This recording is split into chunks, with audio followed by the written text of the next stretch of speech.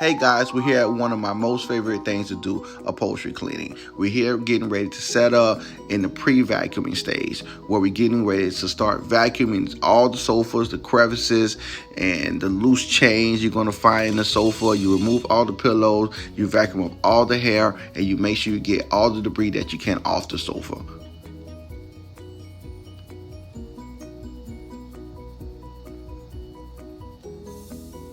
All right, now we start at the pre-treatment stage where we pre-treat everything before we start cleaning with our special solution to help break up any dirt. We have to pre-treat all the sofas and the pillows and cushion before we start cleaning.